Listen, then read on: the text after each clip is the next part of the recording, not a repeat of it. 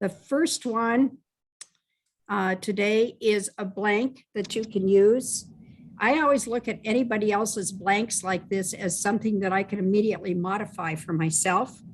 So feel free to modify, except that I think that these are some absolute essentials that you need to use in summarizing a will. And it makes it easier, I think, if I've got something beside me so I can keep track of and not get distracted by the particular document I'm working with. My intent when I put a form like this together is that for me, anyway, I want to fill in 99% of it if I can, and then figure out what else I needed to have. So that's one document that you have, and it's a blank again, a share for you. I'm going to stop the share and go back to the next document that I have given you. And that's a brief will for questions. You're going to see this later in the presentation, but it is out there for you to look at that you've already got. So that one's there.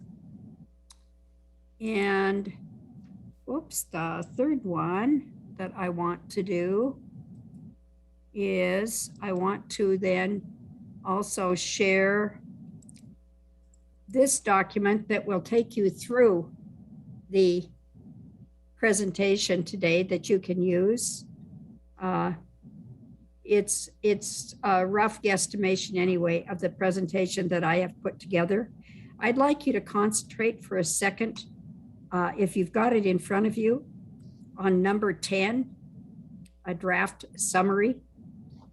And when I talk about summarizing, you know,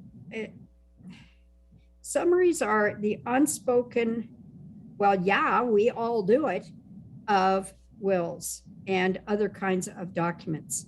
Frequently, we will see very polished genealogists who are professional genealogists giving classes on things such as abstracting the will.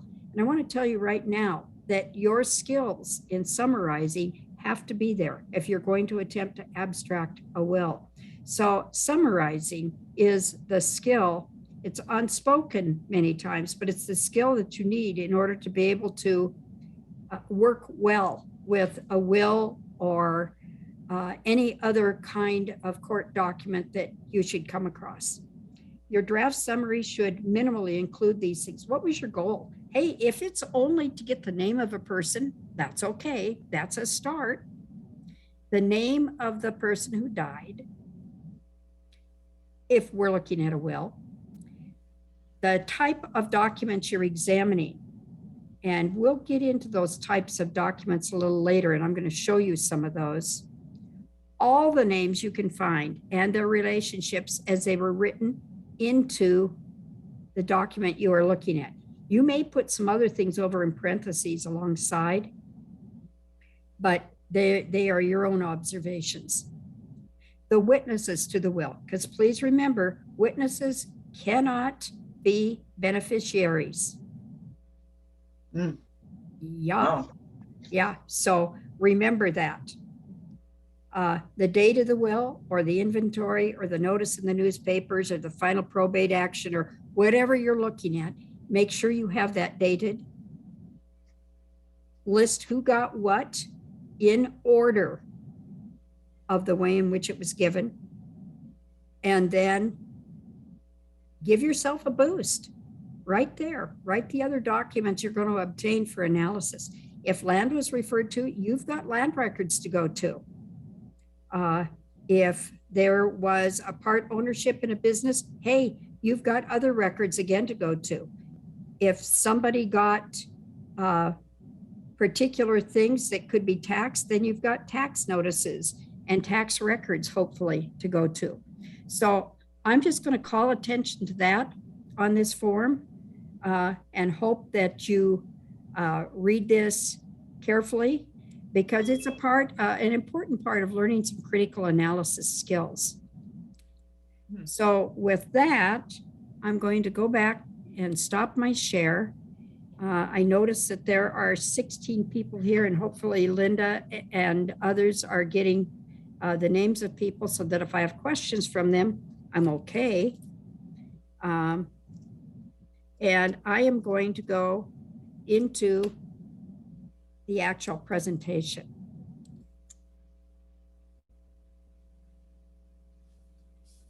Let's see. Slideshow. And if there's anyone who has not muted themselves, I would request that you do that now. Thank you. So what I want to talk about today is learning to summarize as a means to best understand documents. This really, although I'm talking about reading and summarizing will and probate documents, this applies to all of the documents that you're reading or even that you think that you're familiar with. You may find out you're not as familiar as you thought you might be. So my background actually in my work life a couple of years ago, or maybe 25 years ago, was as a reading specialist and research specialist. And skills to me are very important because we continue to increase our skills throughout our reading and organizing of information lives. If you can listen, then you are into reading or processing skills. And so to me, all of those mean similar things. I have a useful skill set for you to help you. And I think Michael is probably grinning right now. But it's a useful skill set in terms of being actively aware of useful skills to apply whenever you read anything new to you. Active learners make great learners. And in order to be active, you have to be not only employing your reading skills, but your skills in which you are asking yourself questions mentally, jotting down ideas, and so on.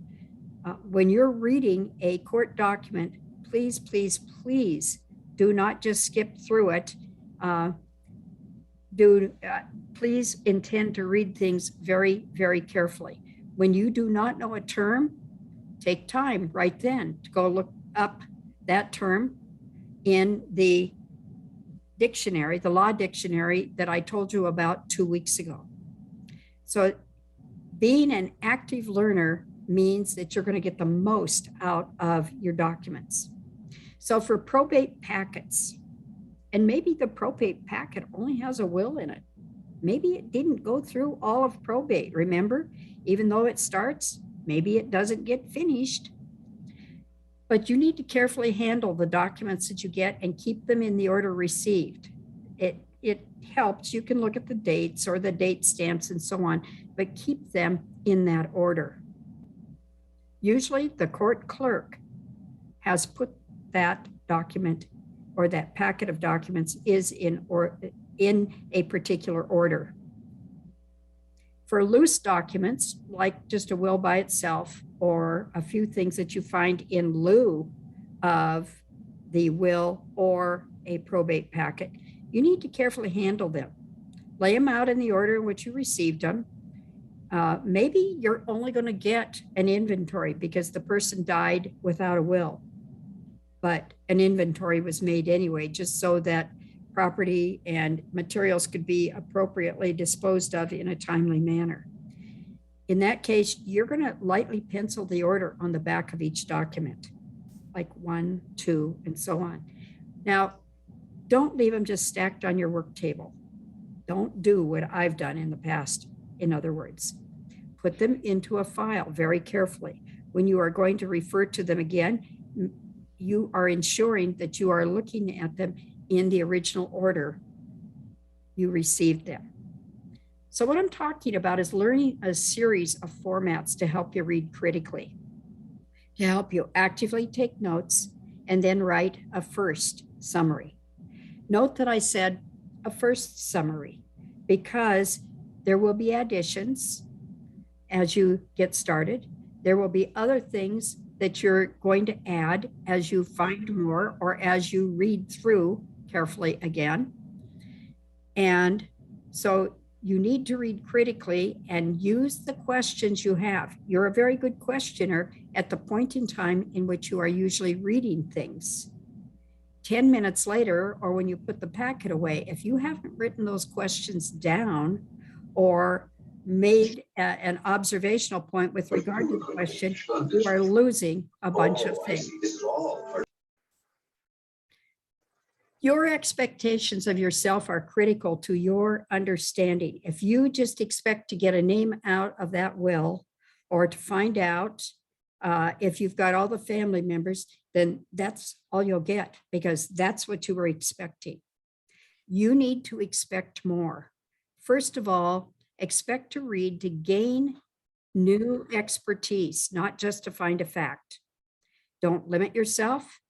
You'll understand the previous generations as never before. They were like us, but you have to read to see them in that will or that probate packet. Understand that any new kind of document requires new reading skills on your part, and become familiar with the document parts. You need to regard each document as a new critical reading opportunity, and become aware of how you personally read for depth of understanding. If you know that you were so excited by that will that you just looked for the facts that you originally wanted to find, then that's fine. Be personally aware of that. But go back to how you personally read for depth of understanding and try again. Read for depth and for total understanding. Increase your understanding through the notes you take, the questions you ask and jot on a piece of paper at the side or a sticky note, and note your summarizing skills. Above all, don't be distracted. It's difficult, I know, but you're reading something that is very important to you, important enough that you manage to get a copy. How you read and process a document determines your depth of understanding. So we're all going to glimpse at that document for the joy of finding the fact we hope to find. Do your Snoopy dance and share. I mean, when I was looking at my great uncle John Nanick's will, and I'd gotten it because I was curious. My dad had received a letter about it, and my brother actually had that letter. I didn't know what it meant, and it just sat there for years. I finally got the will. Was I hoping that my dad would get money? Not likely, because my great uncle John Nanick was not especially enriched in life. Most of what he had came through his wife's family. But I glimpsed that document and I found out that what they were hoping to do, the lawyers were hoping to do, was get in touch with and contact with all of the people mentioned in the will, even though there was nothing to share. Yes, that's part of a state process. So make a date with yourself to employ your best reading skills for a thorough first read through. That's it. Read it thoroughly. Don't do it in that joyful moment, because you're still going to skip right through it, scanning and scanning and scanning. You want to read thoroughly. I use sticky notes to make my statements or my questions and guide my understanding. This is just nothing but what we call an active learning strategy, and we teach this from the 3rd grade on in school. I employ an active mental format in reading for understanding. That's why I have that summarizing blank that I gave you beforehand. That's mine. You may want to take mine and modify it for anything else that you're using. Please do that. It's just fine to do. Just make sure that you've included everything, at least to the extent of your understanding at this point. I do expect to be an active learner. Summarizing is important to my personal understanding of the document. I don't want to waste my time on a document if I'm not going to summarize. It will be a waste of my time. And I know Cheryl and Linda are going to groan at this, but I know I have to timeline the process of the probate packet. So I'm going to lay it out, and then I'm going to actually create at least an informal timeline that's going to appear in my understanding of the summary. I record those probate packet contents systematically. If I only get 1 or 2 items, then there has to be a first and there has to be a second. And I keep that packet or the items that I received in their original order. If there's a lot of them, I lightly pencil the order on the back of each document. I've only ever had one like that, and the extent was 7 pages. And it was contested. You're not likely to have a contested document. Actively timeline by date. A timeline needs to be part of your notes in order for you to be an active learner. And then at the end of your session where you're looking at it, place the packet back in its original order, place your notes and summary account with the packet, and most important, take the time right then to record your findings in your genealogy database if you are using one. If you're not, then at least note it in your overall family summary or the family story you are writing. That includes what you found and when you found it. Maybe someone else found it earlier and they're going to share with you, hopefully. So going back to that summary blank, if you're going to summarize your description of the source of the document, you need to describe the county, the state, the country, the date, and where you got the document from. That is, where was it archived? When I looked at Great Uncle John Nannix, it was archived at a place called Stevens Point, Nebraska. And looking at a map, I discovered that that area was quite small, even though Stevens Point was the county seat. So I at least knew that there was a contact point, and that's very important to you and to me. Where are you going to go back to get your other documents? So if you got your will or your packet from a courthouse, record that. If you got it from a historical society, i.e., that means that those documents have been stored elsewhere, record who you got them from. Or if they're private papers or whatever, then record that also. Maybe somebody just passed that particular document along to you, and you're still, in order to find where the original came from, you're still going to have to go back and look at that first point. So a type of source. You're going to need to identify the type of source you are reading. Is it an original document?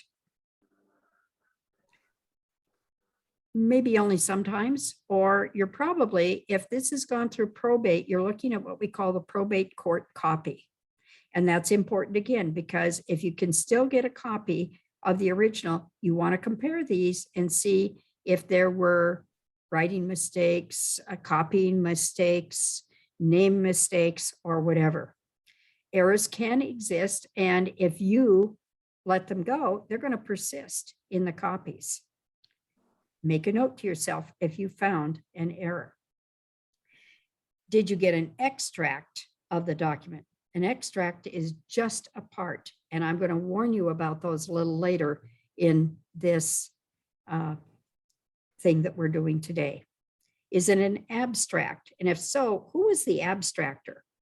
Was it an experienced person doing the abstracting?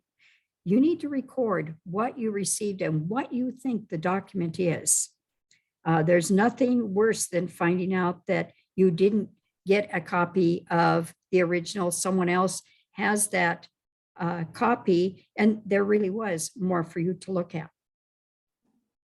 This is a will that I gave you in your packet yesterday. This is from the 1700s. The date is 5 September 1682. And then the second date is the 2nd of September 1691 for Paul Woodbridge. And I'm not going to read all of this to you, but you get down to about line 10 and you get to the wife's name. Next, I do give to my wife, Bridget. Do you think that that was included originally? I don't. It's in brackets, indicating to me that somebody added that when they did a total translation of the document. So I would say that this is probably a translation of the first document. I give to my wife Bridget the plantation where I do now live during her life.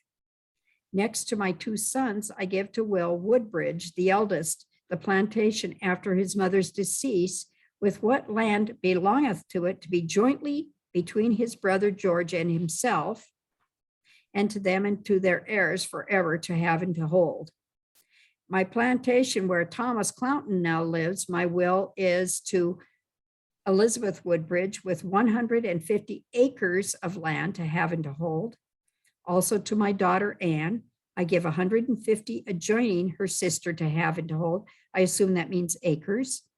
And for the remaining 300 acres to be jointly between my 2 sons and their heirs. The rest of my personal estate, when my debts are paid, to be equally divided between my wife and children, and my loving and kind wife and my son Will to be my whole and sole executors with my brother, Mr. Will Fitzherbert's care. So he's done some neat things here. Yes, there is a will. People have been named, and you can look at what they've been given, and you could list that if you want to use this as a practice document. You could list those things in order. What is nice about this is that the person who did the translation, that is the copy, made sure that they kept the original spellings. That's a very, very important thing. There's always a temptation there if you're making a new copy to correct those. Please do not. It's not good etiquette of will translations. Notice the witnesses down at the bottom. Notice that 2 of them signed with X's.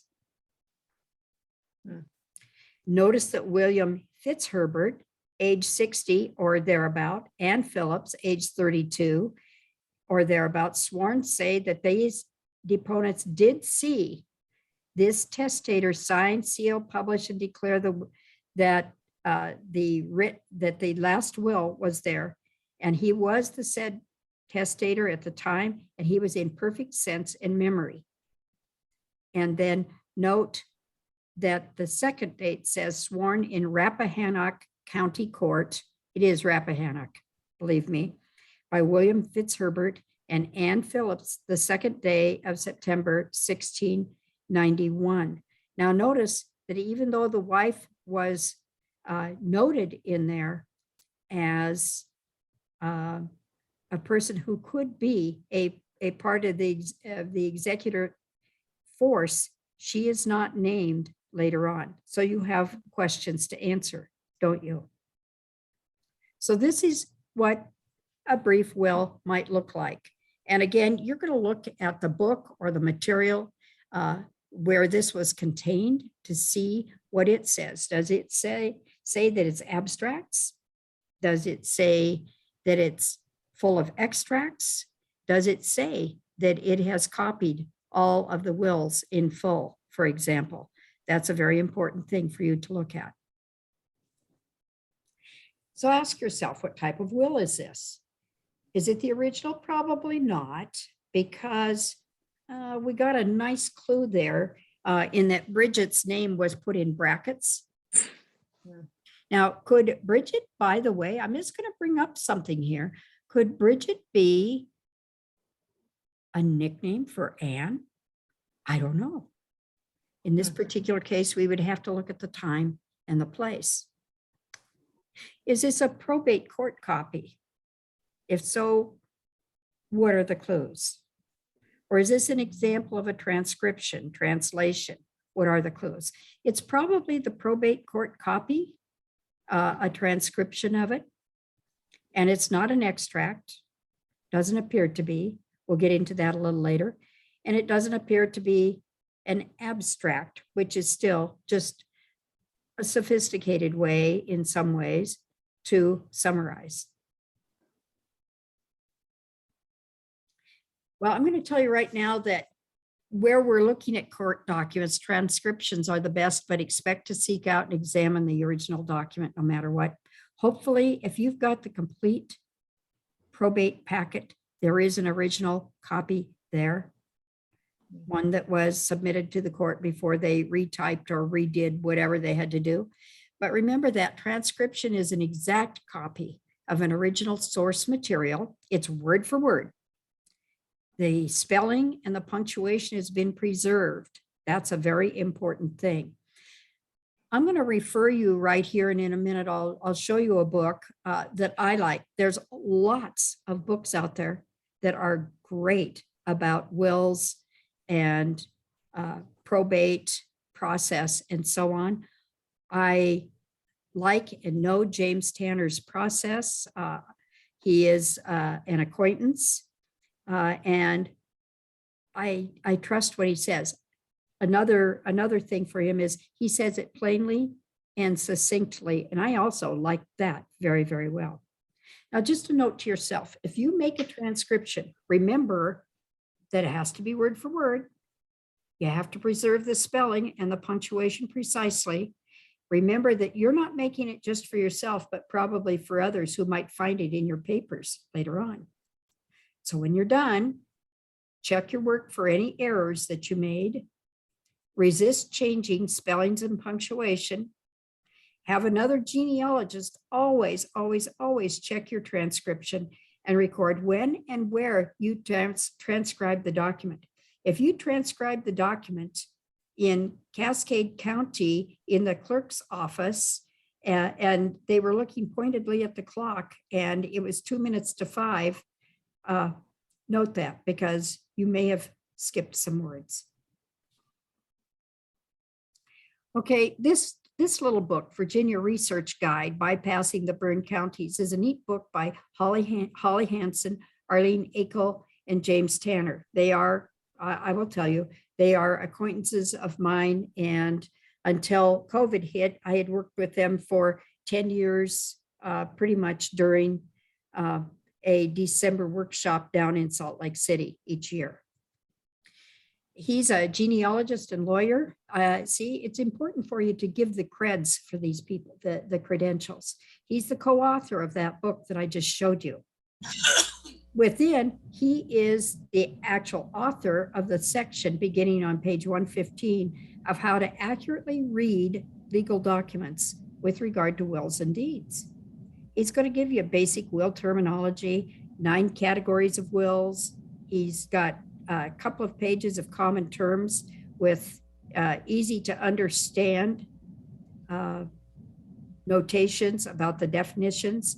And he gives you a common sense approach to the reading of legal documents. Back to our blank. One of the things you want to record are the witnesses, the executors, and the functionaries, like the judge. Who is the judge? Who is the court clerk? Those are important. And I've only put in the witnesses, the executors, and the actual executors and beneficiaries here. And I've just given you the idea that I find that when I list these vertically, that it's easier on me. Then I can go back if I want to and make notes on one side. Those named in the document in order are the names you're going to find. You're going to list these vertically again. Warning, you might have to have a couple of a page or so of lines to go about these, and do not do anything like just listing initials. List these names exactly as you find them, along with the relationship to the decedent, if the document stated those. It's going to be tempting for you right here to say, well, I already know that's his brother or his sister or his whatever. List them, believe me. Be aware that there later may be a separate list of beneficiaries that go beyond this list, because actually those names above, the women underwent name changes. Those who could not be located, you need to finally, after a certain period of time, find their descendants who could inherit if they've been given something to inherit. Or maybe the spouses become the inheritors in the case of the death of a person named in that list. Or maybe it's the children under another surname. So be aware that there's more in the future, or there could be. What other documents might you expect? Well, here are some fun ones. You might get an inventory created prior to death. That's a neat one. Or created by order of the probate court with neutral parties making the inventory. Actually, you'll find these, I can find them in Cascade County right up into the 1970s, listed in the actual legal documents in the newspaper. They're kind of fun to see, and to see what they did, how they gathered together these neutral parties to make the inventory, what the inventory looked like at the end. Did someone else say, you didn't get everything, and add to it? So inventories are very interesting. If you don't see an inventory, you might see a record of an auction in the newspaper. This would be a means to pay the bills or to raise money for the immediate family. Get the auction descriptor if possible. Many times it is in the brief court record. Recognize that many times those who bid or buy something are relatives. That's right. Relatives don't automatically get these things. They have to put up the money too. You might find deeds to land and property, or at least a reference to them. Oh, you're going to find the bills, maybe the invoices and the receipts for various things. And these may trickle on for a while until the judge declares that this estate has been closed satisfactorily. There might be guardianship documents, and sometimes those might be other places. They'll be referred to possibly, but guardianship can be very interesting for you if you're looking at people a century and a half to 2 centuries ago, because the guardianship may name the people that a particular child is going to for maybe learning an occupation. There might be a codicil to the will, where most of the will is there, but immediately or not so immediately afterward, but prior to death, the person who made the will makes an addition that deletes or adds to the will and has dated it, signed it, and had it witnessed. That can happen. And it will be probably in the probate packet if there has been a codicil. This is a nice, cute little example of an inventory. Note all the cows and calves that are worth different things, and they're just all described as cow and calf.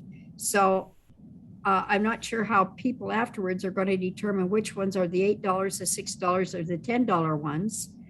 There is a heifer bequeathed to Jane Ritchie, and she's not mentioned in there at all.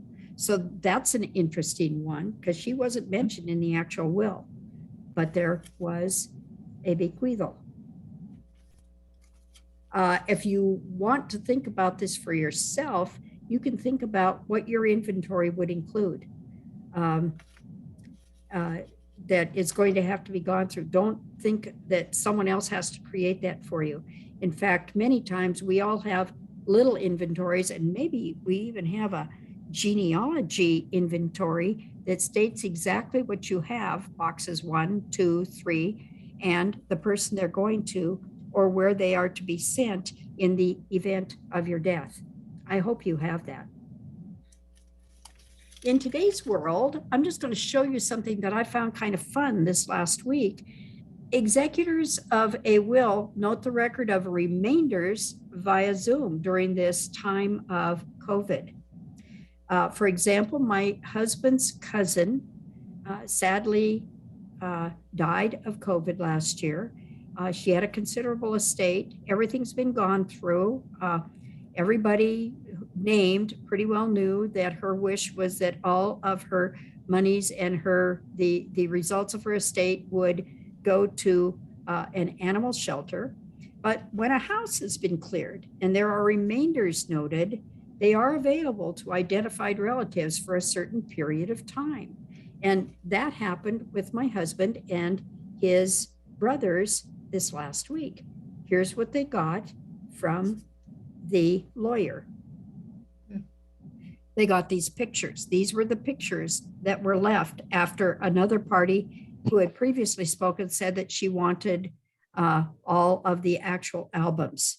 These were the things that Judy Beth had on her wall or on her shelves, with an opportunity to look at them, identify them as the on the back, the two particular items or whatever, names on them, etc.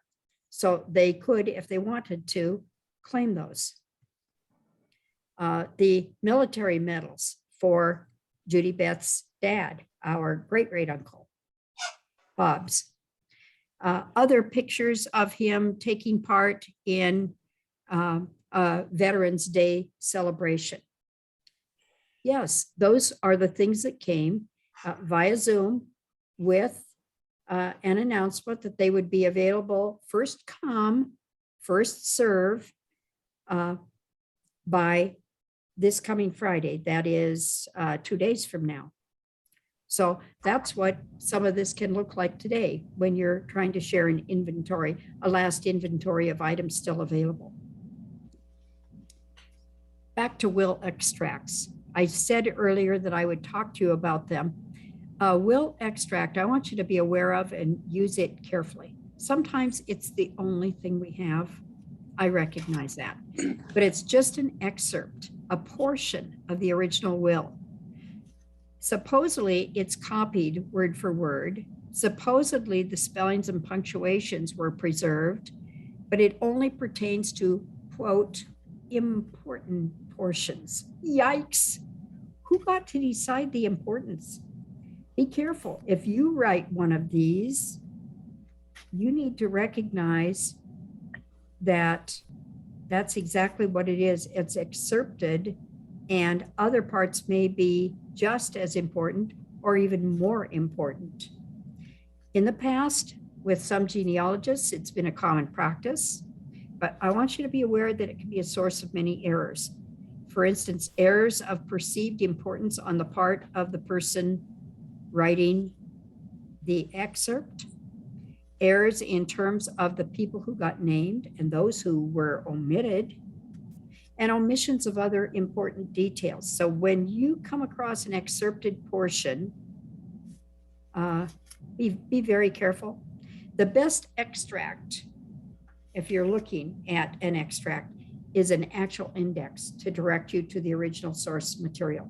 Now, if I got an extract of just all the people who were mentioned in a will, and it says all the people, and it shows that index, it won't tell me what they got. It won't tell me who they are in relation to the person who has died, but it is a neat index to direct me so that I can go get the original source material and I can use that extract as a finder.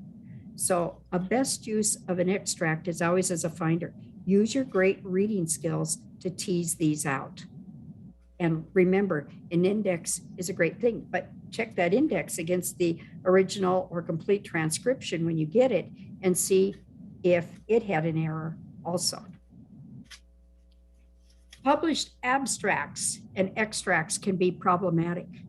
You need to identify the purpose. You need to get the original. Below, I'm giving you one that appears in, I believe, Virginia Abstracts. Here's Porter, comma, Samuel, May 1815.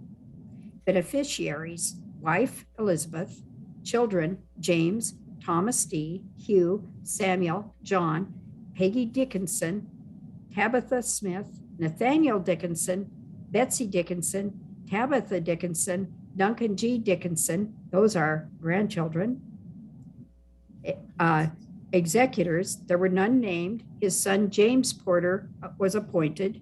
The witnesses are Benny Robinson and Charles Bickley, and it says it's a probate. So it's a probate. It's an abstract probably of that original document.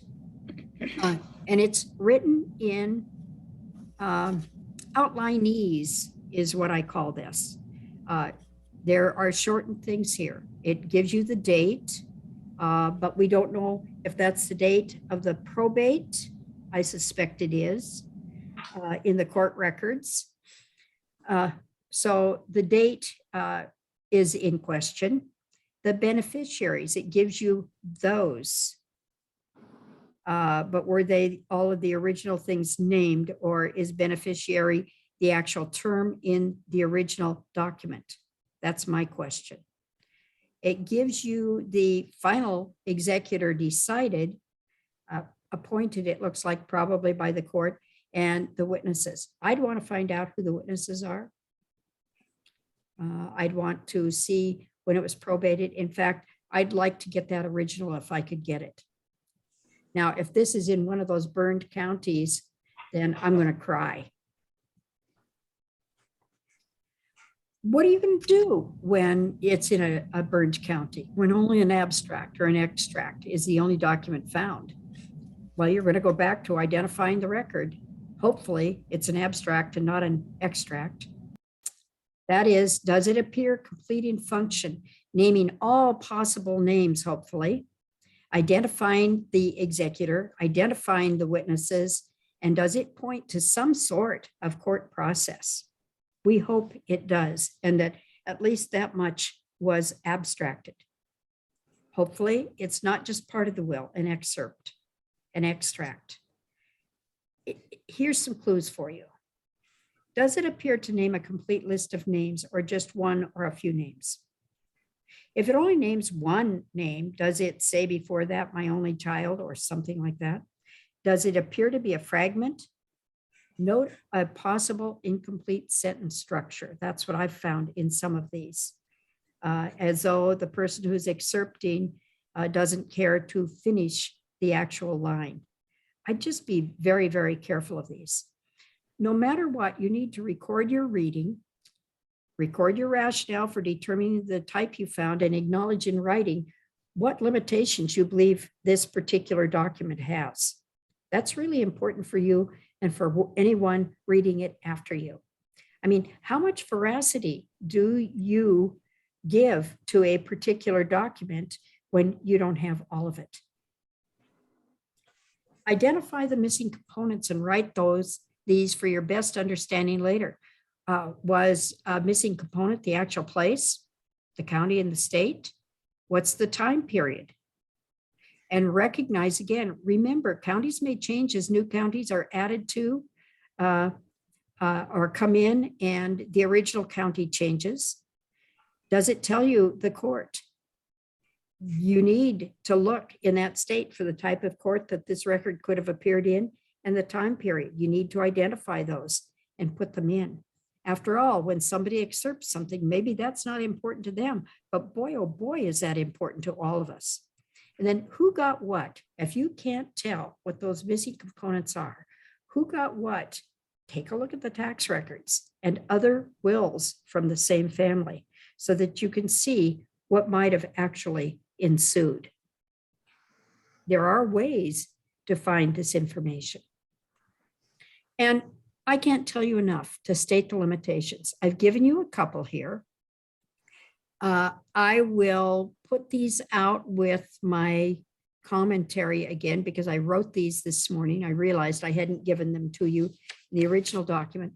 But here's a limitation, I would say, with an abstract.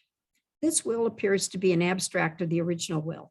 While it appears to list the family members in total, until I get the original will or an exact transcription of the will, I acknowledge all of the possible limitations. My limitations being the final list of beneficiaries might not be listed because we don't know their final names yet or where they lived or if it's actually going to be their descendants who are heirs.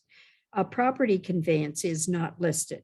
There's no evidence of a final accounting listed. But it appears to be an abstract. We just don't get that final date to let us know that everything carried through. Or here's my limitations for an extract. This appears to be an extract of a will, but we do not have access to the total will, a transcription of the will, or an abstract, because you might not have any of these. All of those would be better, we know, and it would increase the validity of what you're looking at. I acknowledge the limitations. There's no way to know all of those who were listed, and no final accounting, no estate finalized records. So recognize and tell others that you know extracts are limited in their usefulness. Your best conclusion occurs when you have the original or a proven transcription of the will. You can say, yeah, this appears to be an exact copy of the original will. It lists the known family members in total. Of course, I'm going to be out there hanging and saying, maybe there's going to be an identification of contested factors, or maybe somebody turns up in DNA, don't you know? Other possible beneficiaries are listed, and a property conveyance is completed according to court documents, and there was a final accounting of the estate as evidenced by a final court hearing. Just tell people that. Write your conclusion. It only needs to be a sentence or two, but write your conclusion of the materials you received, because believe me, even though you're doing your very best reading and your very best not diagnostic work on this will or probate packet, a year later, it's going to be fuzzy. State your conclusions. Again, I'm going to tell you to be an active reader, write and create your understanding of that will and that probate. Have another genealogist read what your conclusions are. Just again, because they may bring up important points to you and say, what does this refer to or whatever? Maybe you think you've written a complete statement, but there's something in it that is not obvious to the reader. The statement that you write is important, as your ideas are going to change as you learn more about this particular family, or you look at a further will of another person. Add to your understanding by writing your extended learnings as you find them. This is the way you make your reading powers and your diagnostic powers grow with regard to looking at wills and documents. Improve your skills through classes and mentors. NGS has great classes, and abstracting is just one. They'll show you how to abstract a variety of documents. So they're a really fun thing. And Stacy, I was thinking of you because I know that you've been looking for some of these other materials. The National Genealogy Society workshop that I'm using as an example here, it's just one. There's lots of conferences, lots of genealogy conferences, state level conferences, and so on that are available. But the NGS workshops are available in various packages. And yeah, I get the thumb drive so I can learn new skills throughout the year. I can look at things, and maybe I go through a presentation, I look at it and say, well, I learned one new thing. That's worth it to me. Recognize that regional and national conferences are now being held live, and they have Zoom sessions, and they are worth it to you. And talk to your friends who are also doing their own skill building, because it's a very important thing to do. Improve your methods of actually looking at documents. And that's it.